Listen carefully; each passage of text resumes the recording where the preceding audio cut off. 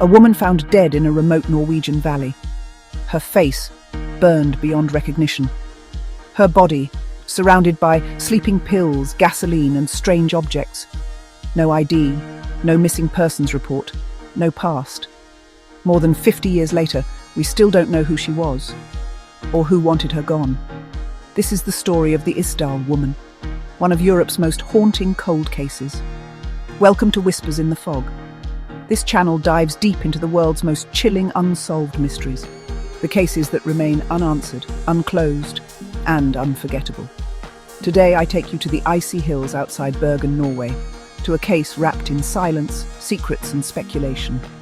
The Isdal Woman.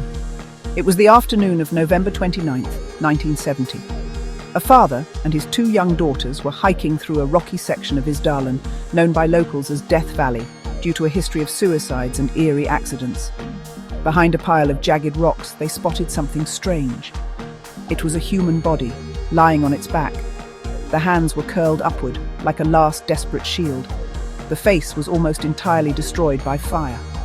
The woman was dressed strangely, wearing multiple layers of clothing, some of which had been burned. Nearby were an empty bottle of liquor, over 50 sleeping pills, a spoon with a strange brown residue, and 2 plastic water bottles. Her purse contained no ID, and every label had been carefully removed from her clothing. Someone had erased her identity. The autopsy provided few answers, and many more questions. Yes, the woman had consumed a large amount of sleeping pills. Yes, carbon particles were found in her lungs, meaning she was still breathing when she burned. But was it suicide, or something much darker? When police checked nearby train stations, they found a locker key. Inside the locker, 2 suitcases.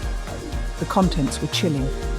Wigs, glasses with no prescription, a notepad with strange coded entries, and money, German marks, neatly folded. A prescription cream with the labels scratched off. Clothes from several countries with, again, all the labels removed. Interpol was contacted. Fingerprints were sent across Europe. But no match ever came. She did not exist, not in any official records. Then more strange details surfaced.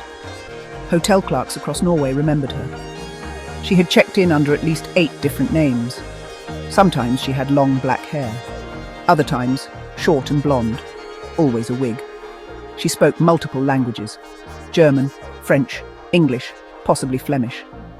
She carried herself with confidence, often asking for rooms with balconies and requesting to switch rooms without explanation. One witness claimed she had met with a mysterious man in a military-style jacket. Another said she seemed nervous, always watching her surroundings. To some, it sounded like the behavior of a spy.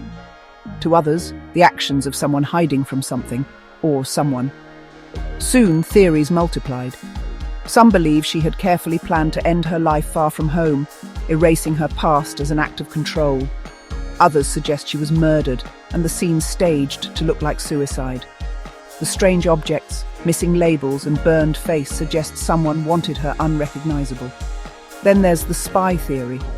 Cold War tensions were high in 1970. Bergen was near a secret NATO facility. Could the Isdal Woman have been a spy?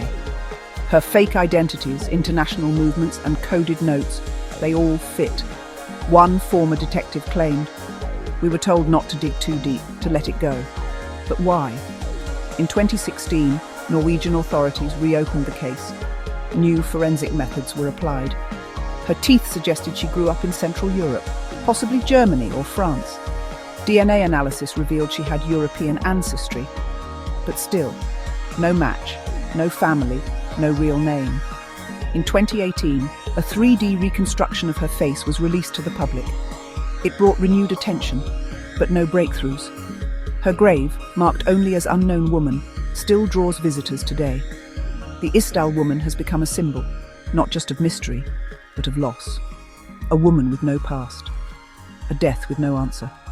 Over 50 years later, the silence around her story speaks louder than ever. What do you believe happened to her? Was she escaping someone or something? Was she silenced because she knew too much? Tell us what you think in the comments.